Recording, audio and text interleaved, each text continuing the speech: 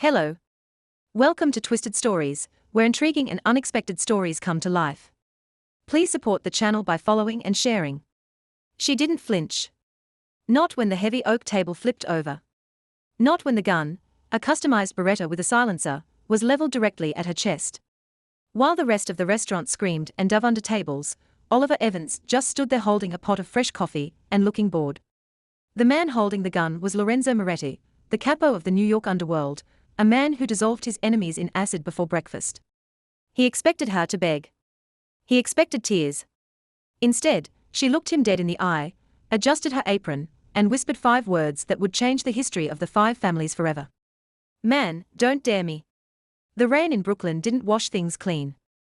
It just made the grime slicker. It was 11:30 p.m. on a Tuesday, and Sal's Corner, a relic of a diner sandwiched between a laundromat and a condemned warehouse, was practically empty. The neon sign outside buzzed with the irritating hum of a dying fly. Oliver Evans wiped down the counter for the 50th time that night. She was 24 with tired eyes that had seen too much of the foster care system and hands roughened by years of double shifts. She wasn't looking for trouble. She was looking to pay her rent, feed her cat, and maybe save enough to finish her nursing degree, but trouble has a way of finding people who stand too still. The bell above the door chimed, not with a friendly tinkle, but with a heavy, ominous clank. As the door was shoved open, the atmosphere in the diner shifted instantly. The air grew heavy, charged with static. 3 men walked in. The 2 flanking the rear were mountains of muscle in ill-fitting leather jackets, their eyes scanning the room like predators checking a perimeter. But it was the man in the middle who sucked the oxygen out of the room. Lorenzo Moretti. Even Oliver, who tried her best to ignore the local news, knew the face. Sharp cheekbones, eyes the color of burnt espresso, and a tailored suit that cost more than the building they were standing in. He didn't walk. He glided, possessing the floor he stepped on. He was the underboss of the Moretti crime family, currently engaged in a bloody turf war with the Russian Bratstva that had turned South Brooklyn into a war zone. He sat at the corner booth, the one with the best view of the door in the kitchen. His bodyguards, Rocco and Silas, took the booth closest to the entrance. Oliver sighed, tucking a stray lock of dark hair behind her ear. She grabbed a menu and walked over. She didn't hurry. She didn't tremble. Menu, she said, sliding the laminated sheet onto the table. Specials are written on the board. The cherry pie is fresh. The coffee is burnt. Your choice. Lorenzo looked up from his phone. He blinked, genuinely surprised. Usually, people stuttered. Usually, the manager, a sweating wreck named Gary, would come rushing out to kiss his ring. You know who I am? Lorenzo asked, his voice a low smooth baritone that sounded like expensive whiskey. I know you're sitting in my section, which means you're a customer, Oliver replied flatly. Coffee? Lorenzo stared at her for a long second, analyzing her. No dilated pupils, no shaking hands, just exhaustion and a hint of annoyance. Black and a rare steak. If it's not rare, I send it back. If I send it back, the cook loses a finger. His bodyguards chuckled darkly. Oliver didn't smile. She wrote it down on her pad. The cook is 60-year-old Martha. If you touch her, you'll be making your own eggs. I'll bring the steak rare. She turned on her heel and walked away. Lorenzo watched her go, his eyes narrowing. In his world, fear was the currency. If someone wasn't afraid, they were either stupid or dangerous. He pulled a silver cigarette case from his pocket, lighting a cigarette despite the no smoking sign directly above his head. When Oliver returned with the coffee pot, she stopped. She looked at the sign, then at Lorenzo, then at the lit cigarette. Put it out, she said. The diner went silent. Even the buzzing neon sign seemed to hold its breath. Rocco, the larger bodyguard, stood up, his hand reaching inside his jacket. Sit down, Rocco, Lorenzo commanded, never breaking eye contact with Oliver. He took a long drag, blowing the smoke directly into her face. Or what you'll call the police. I own the police precinct in this district, Dolcezza, sweetheart. Oliver didn't wave the smoke away. She stared at him, her expression hardening into something cold, something that didn't belong on the face of a diner waitress.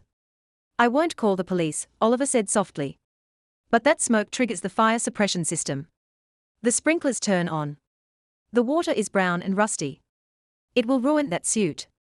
It's Italian silk, isn't it? Custom weave. About $4,000. Lorenzo paused.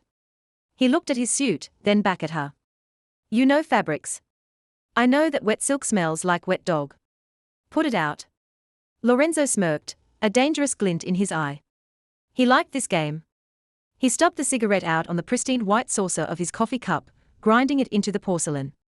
You have fire, waitress. I like fire. It keeps me warm.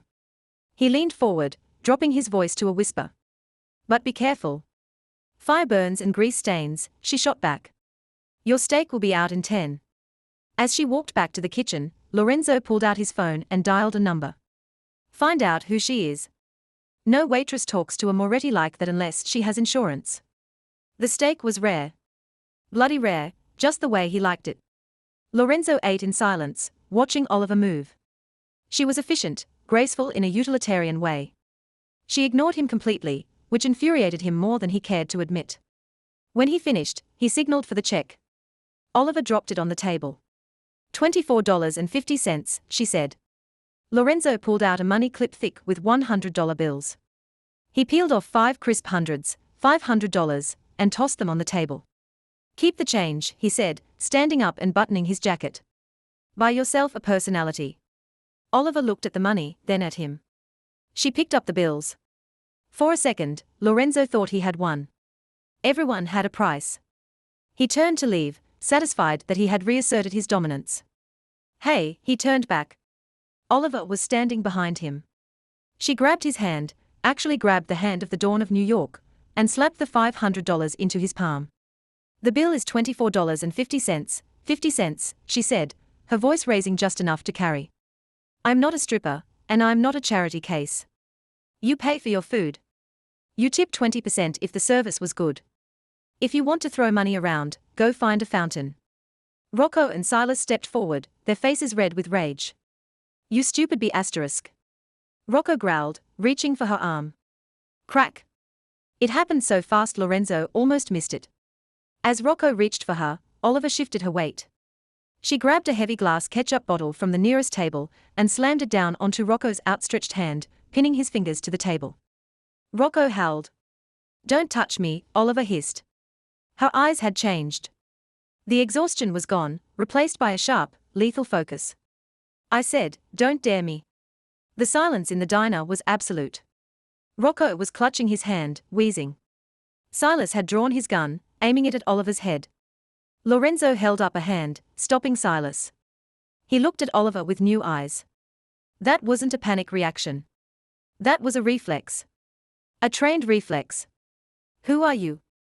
Lorenzo asked, his voice devoid of the earlier playfulness. Waitresses don't break fingers with ketchup bottles. I'm a waitress who wants you out of her diner, Oliver said, her chest heaving slightly. She pointed at the door. Get out and take your trash with you. Lorenzo stared at her for a long, agonizing moment. The air crackled with potential violence. He could have her killed right here. It would be easy. A mess, but easy. But something stopped him. Curiosity. Respect.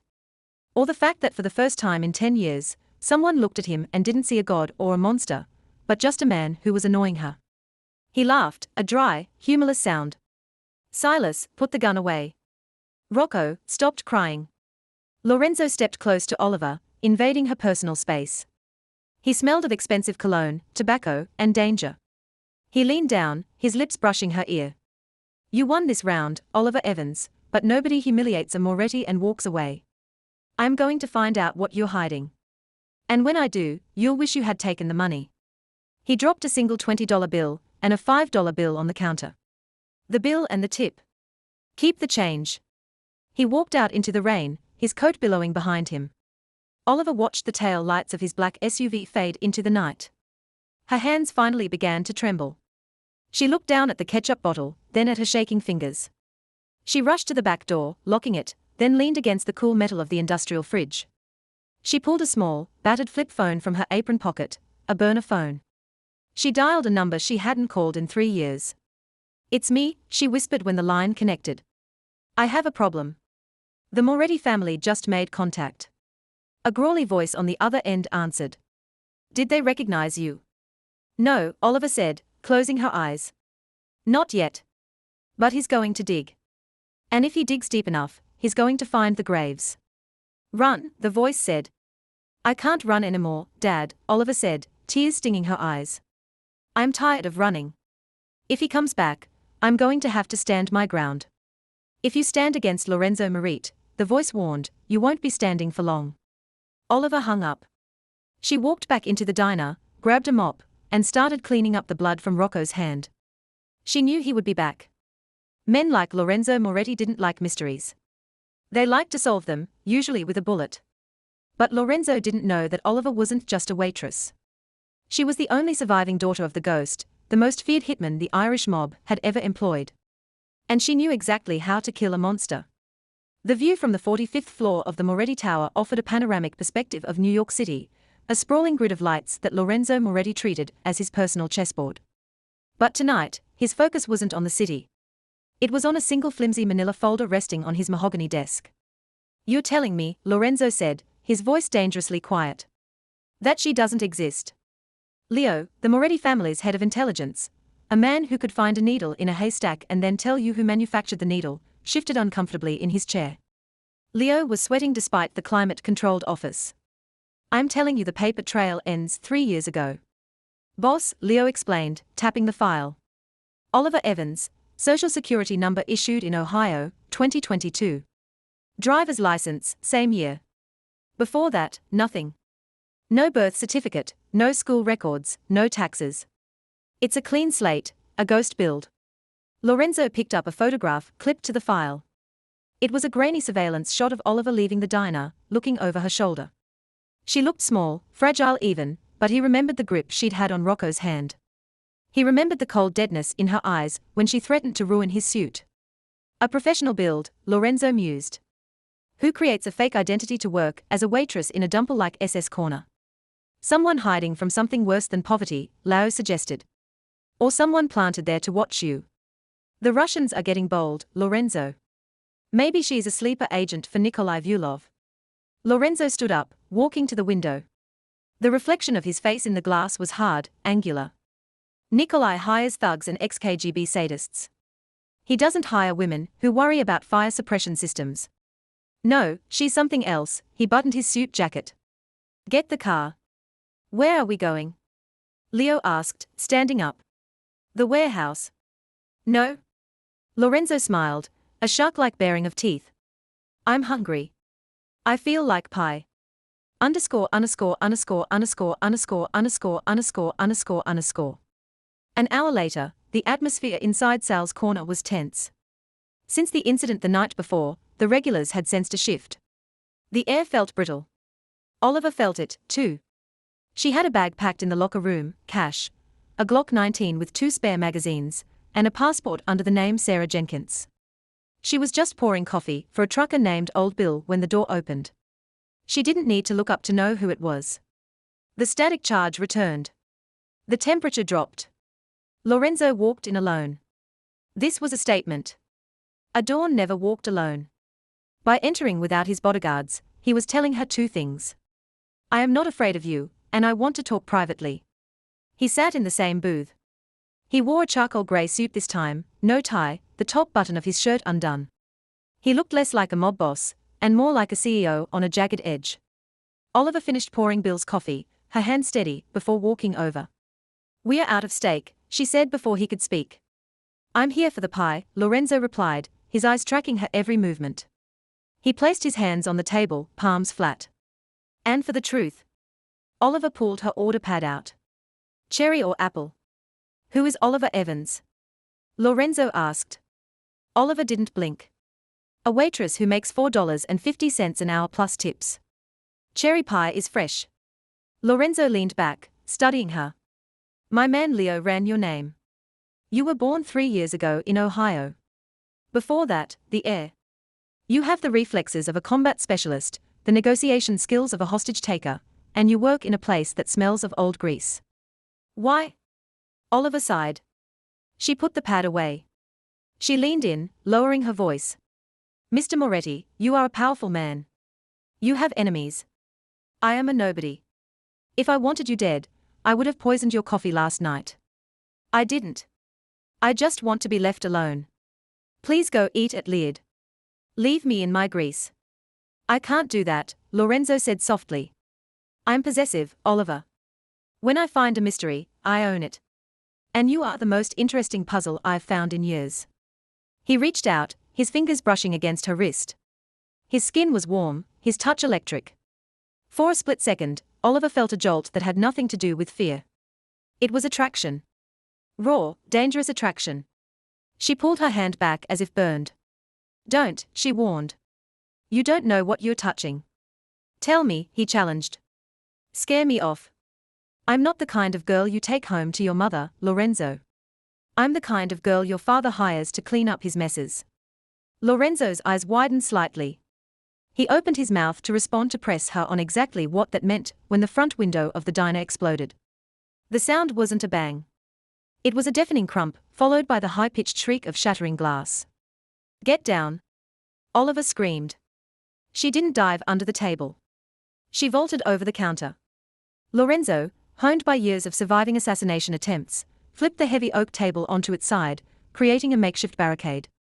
Bullets shredded the air, tearing through the vinyl seats, exploding the ketchup bottles and turning the neon sign into a shower of sparks. Thwack, thwack, thwack. Automatic rifle fire. Heavy caliber AK-47s. Lorenzo pressed his back against the overturned table. Russians, he growled.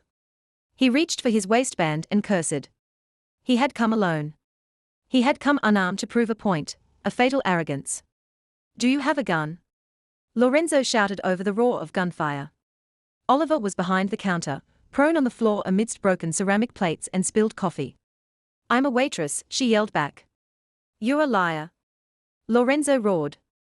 Do you have a gun? The front door was kicked open. Heavy boots crunched on the glass. The firing stopped, replaced by the ominous sound of tactical movement. Marit. A thick Russian accent boomed through the diner. Come out, little Italian prince. Nikolai sends his regards. Lorenzo looked around. He was pinned. No weapon, no backup. He grabbed a steak knife from the floor, a pathetic defense against assault rifles.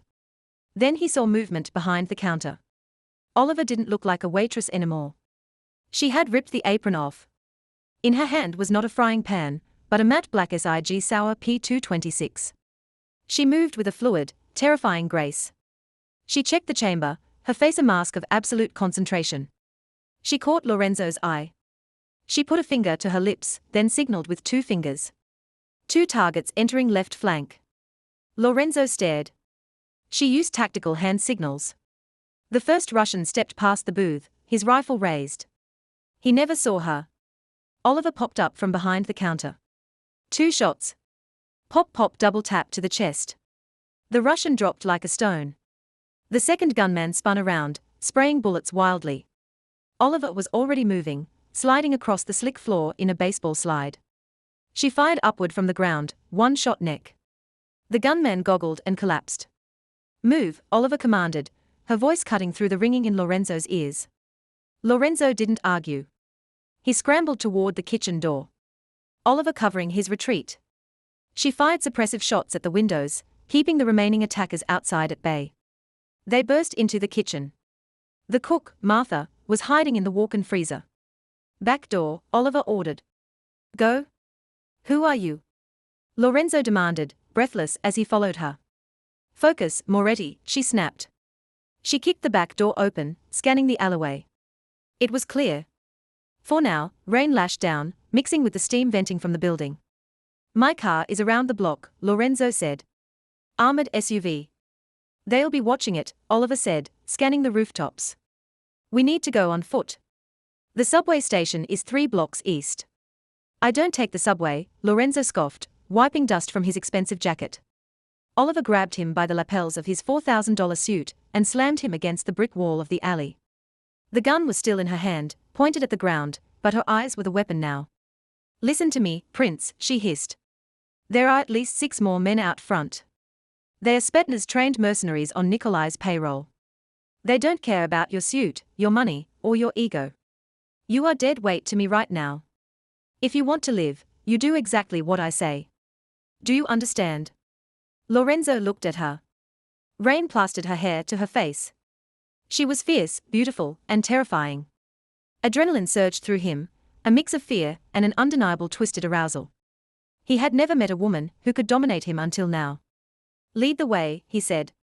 They ran. They stuck to the shadows, moving through the labyrinth of Brooklyn Alice. Oliver moved like a ghost, checking corners, silencing her footsteps. Lorenzo, surprising himself, kept up. He wasn't just a suit. He had grown up on these streets before he ruled them. They reached the subway entrance just as a black van screeched around the corner behind them. "Go, jump the turnstile," Oliver yelled. They vaulted the gates and sprinted down the stairs just as the train was pulling in. They squeezed through the closing doors. The train lurched forward. They were safe. The car was empty except for a homeless man sleeping in the corner. Oliver holstered her gun at the small of her back, covering it with her oversized diner cardigan. She slumped against the metal pole, sliding down to sit on the plastic bench.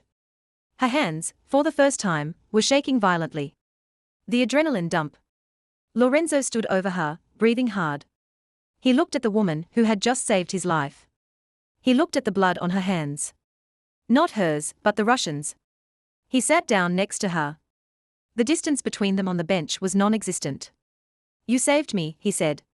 It was a statement of fact, but it carried the weight of a debt. In the Mafia, a life debt was sacred.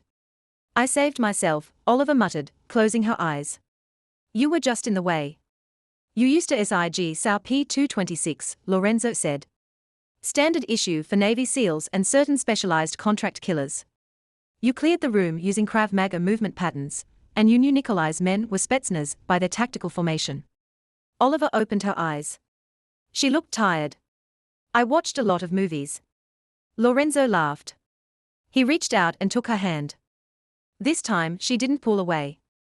Her hand was cold. His was hot. "Ol," he said, saying her name like a prayer. "You can't go back there. You know that, right? Sal's corner is a crime scene. The police will come. Then the feds.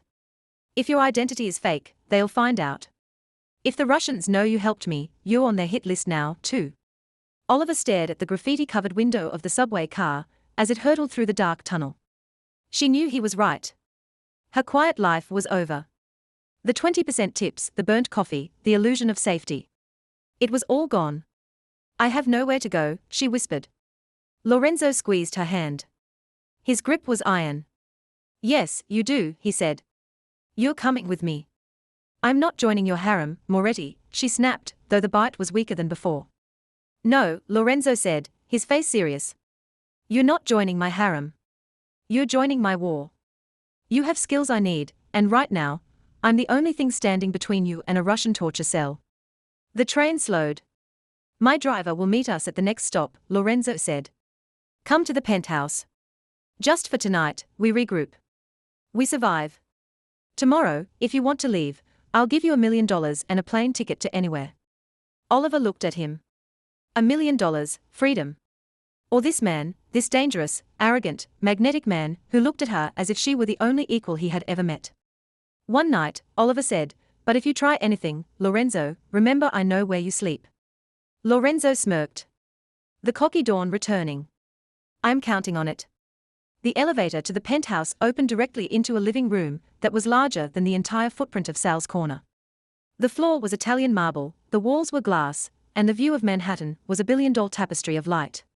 But Oliver didn't care about the view. She cared about the perimeter.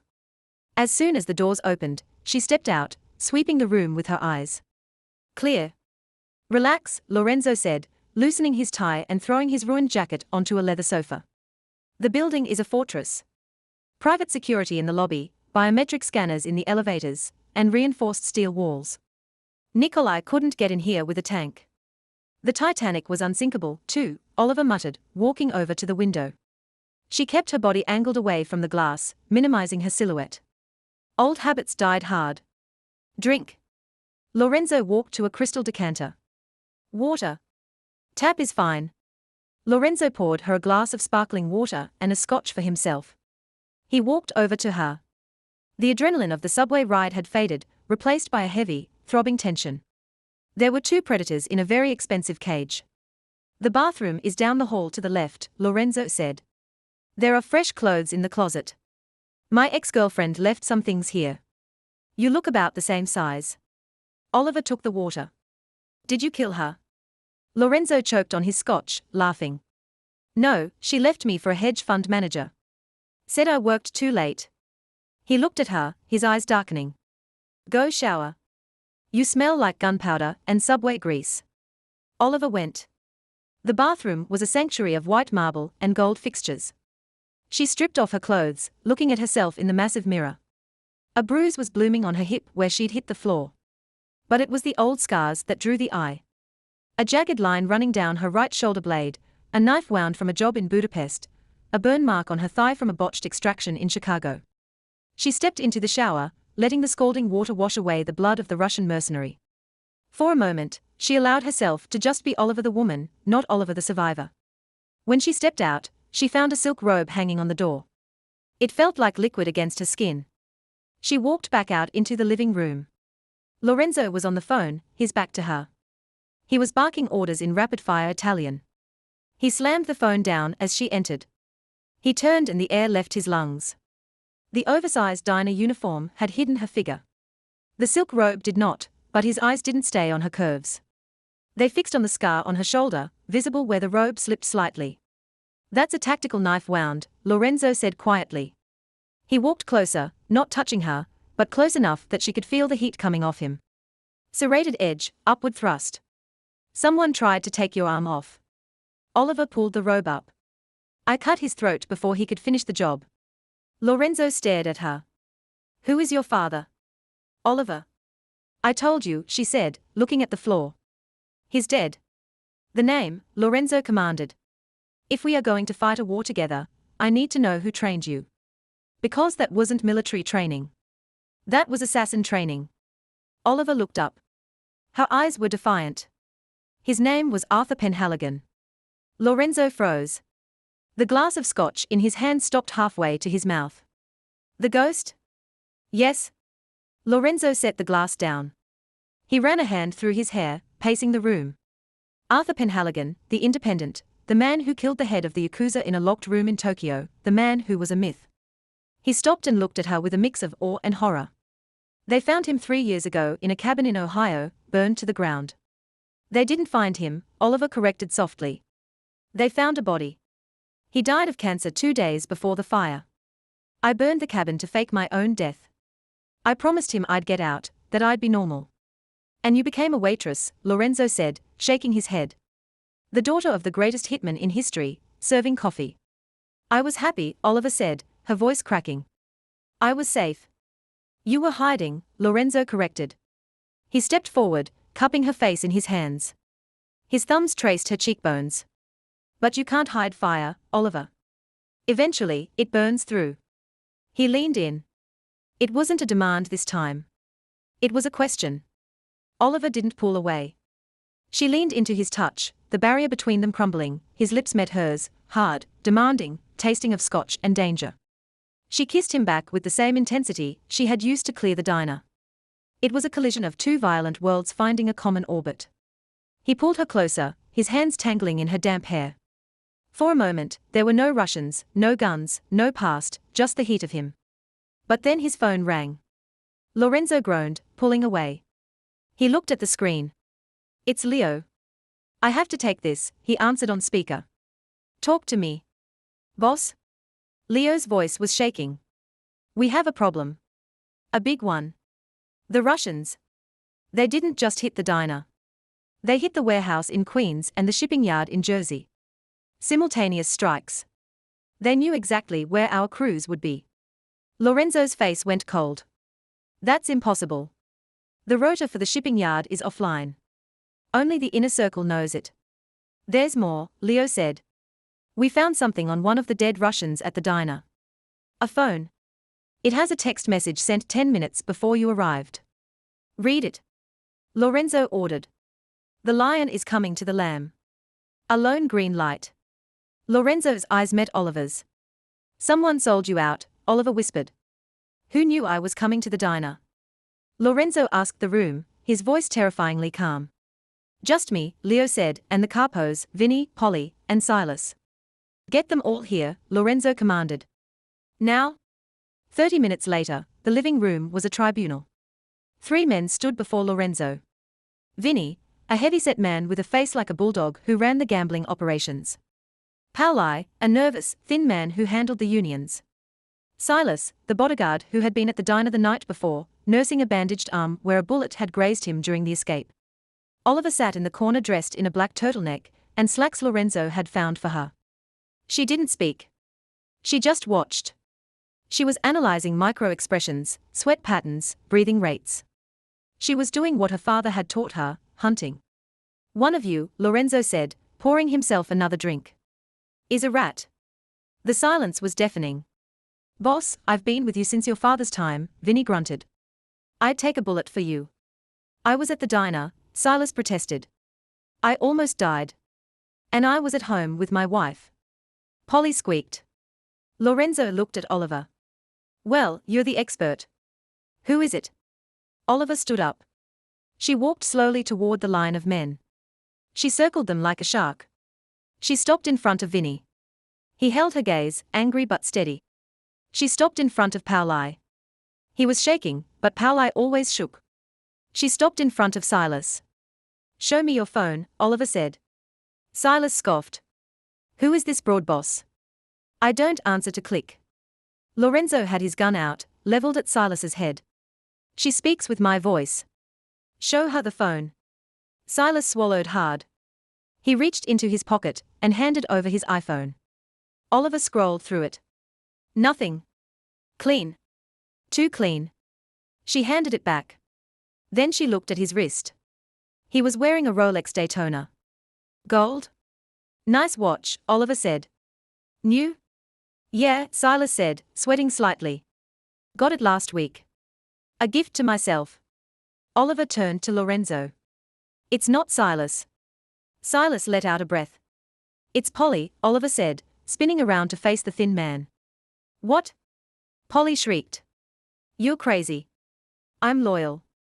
Check his shoes, Oliver said calmly. Lorenzo frowned. His shoes mud, Oliver said, pointing. Red clay, specifically the kind of clay found at the construction site next to the warehouse in Queens, the warehouse that was hit tonight. Pauli said he was home with his wife, but his shoes say he was at the site of the ambush. Paula's face went white. He bolted. He made it 3 steps toward the elevator before Vinny tackled him. They crashed into the marble floor. Vinny dragged him back by the collar, throwing him at Lorenzo's feet. Poorly. Lorenzo sighed, looking down at the weeping man. Why? They threatened my kids. Paulie sobbed. Nikolai, he sent me photos of them at school. He said he'd skin them alive. I had no choice, Lorenzo. I had no choice. Lorenzo looked at him with zero pity. There is always a choice. You come to me. We protect your family. You don't sell out your blood. Lorenzo raised his gun. Wait, Oliver said. Lorenzo paused. He's a traitor, Oliver. The penalty is death. He's more useful alive, Oliver said. She walked over to Pauli, crouching down. Pauli, stop crying and listen. You're going to call Nikolai. Pauli looked up, sniffing. What? You're going to call him? Oliver said, a cold, ruthless smile spreading across her face. And you're going to tell him that the hit at the diner failed, but that Lorenzo is wounded badly. Tell him Lorenzo is hiding at the safe house in the Bronx, the old meatpacking plant. Lorenzo raised an eyebrow. I don't have a safe house in the meatpacking plant. That place is a death trap. One way in, one way out. Exactly, Oliver said, standing up. We are going to invite Nikolai to a funeral, his own.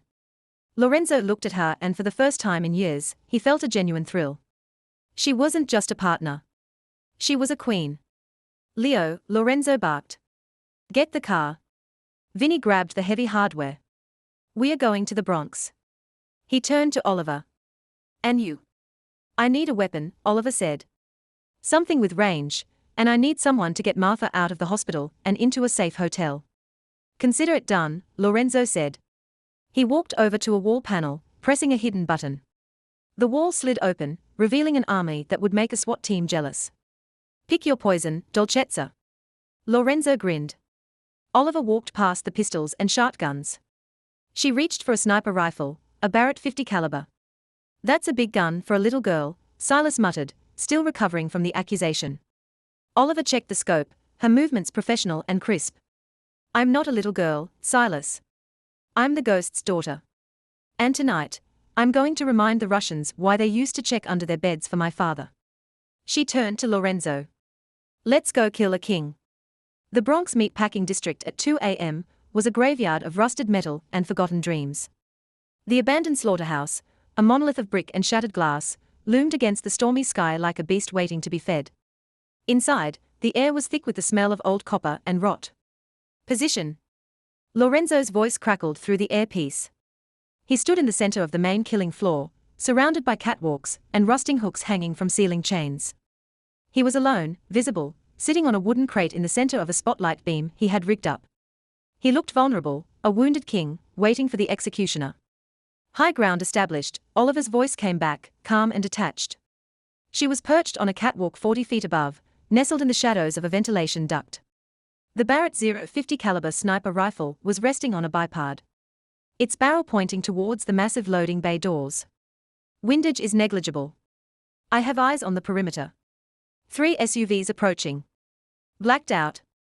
No plates. Showtime, Lorenzo whispered. Down below, Polly stood by the loading bay doors, shaking so hard his teeth chattered. He held his phone up, the screen glowing against his pale, sweaty face. The doors groaned open. Headlights cut through the gloom, blindingly bright. 3 armored Cadillacs rolled into the vast open space of the factory floor. They fanned out, creating a defensive wall. Doors opened, men poured out, 12 of them, heavily armed, wearing tactical vests. And finally, from the center vehicle, Nikolai Vyulov emerged. He was a giant of a man, built like a tank with a shaved head and a scar running through his left eyebrow. He wore a long leather trench coat and held a gold-plated Desert Eagle pistol. Lorenzo, Nikolai bellowed, his voice echoing off the metal walls. So the rumors are true. You are hurt, cornered like a rat. Nikolai looked at Polly. Good dog, Polly sobbed. I did it, Nikolai. I brought him. Now let my family go. Nikolai smiled, a cruel twisting of lips. I lied. Bang. Nikolai shot Pauli in the chest without even looking at him. The traitor crumbled to the concrete dead before he hit the floor. Lorenzo didn't flinch. He stayed seated on the crate, lighting a cigarette. That was rude, Nikolai, Lorenzo called out. Good help is hard to find. You are one to talk about help. Nikolai sneered, walking forward. His men flanking him. You are alone. Your men are dead or scattered. Tonight, the Moretti family ends and I will take New York. I'm not alone, Lorenzo said, blowing smoke into the spotlight beam. Nikolai laughed. Who? Your driver, your lawyer. Look around you, Lorenzo. It's 12 against 1. It's not 12 against 1, Lorenzo corrected, dropping the cigarette and crushing it under his boot. It's 12 against the ghost. Lorenzo raised his hand and snapped his fingers. Tom. The sound of the Barrett .50 caliber was not a gunshot. It was a thunderclap. The Russian standing directly to Nikolai's right simply ceased to exist from the waist up. The high-velocity round obliterated him, spraying a mist of red across the gathered men. Panic erupted. Sniper! Nikolai screamed, diving behind an engine block. Kill the lights, one of the mercenaries yelled. But Oliver was faster. The second gunman trying to flank left was thrown backward 10 feet, his vest useless against the anti-material round. Tomb. The engine block of the lead SUV exploded, sending shrapnel tearing through 2 more men. Lorenzo moved. As chaos consumed the floor, he drew 2 modified 9mm pistols from his back waistband. He didn't run for cover. He ran at them. He slid under the chassis of a hanging meat hook, firing continuously. 2 Russians went down, kneecaps shattered. Lorenzo was a blow of violence, channeling every ounce of rage he had suppressed for years. High above, Oliver was a machine. She cycled the bolt of the sniper rifle with rhythmic precision. She wasn't shooting to suppress. She was shooting to clear the board. She took out the men with automatic rifles first, prioritizing the biggest threats to Lorenzo. Cover me, Lorenzo shouted into his comms. I'm going for Nikolai. Clear left, Oliver shouted back. She shifted her aim. A mercenary had popped up from behind a pillar, aiming an RPG at Lorenzo. Oliver didn't hesitate. She didn't aim for the man. She aimed for the warhead. Tomb. The RPG detonated in the mercenary's hands. The explosion rocked the building, blowing out the remaining windows and sending a shock wave that knocked Lorenzo off his feet. Dust and smoke filled the room. Lorenzo coughed, scrambling up. His ears were ringing. Oliver, status static. Oliver. Nothing. Lorenzo scanned the catwalks. The explosion had collapsed part of the upper gantry. No, he growled. Suddenly, a shadow loomed out of the smoke. Nikolai, the Russian giant, slammed into Lorenzo like a freight train. Lorenzo's guns skidded across the floor. They crashed into a pile of old machinery. This wasn't a gunfight anymore. It was a brawl. Nikolai was stronger, heavier. He grabbed Lorenzo by the throat, lifting him off the ground and slamming him against a brick pillar. Where is your angel now? Nikolai roared, squeezing. Lorenzo clawed at Nikolai's massive hands, his vision spotting. He kicked, he punched, but it was like hitting a wall of granite. She's not an angel, Lorenzo choked out. She's a reaper, Nikolai scoffed, tightening his grip. She is dead, and you are next. Lorenzo's vision began to fade. Darkness encroached on the edges. He reached for a loose brick in the pillar, smashing it against Nikolai's face. The Russian grunted, blood pouring from his nose, but he didn't let go. He threw Lorenzo to the ground and pulled a massive combat knife from his belt. Say hello to your father, Nikolai hissed, raising the knife. Lorenzo braced himself for the end. Click. The sound came from right behind Nikolai's head. The Russian froze. Drop it, a female voice said.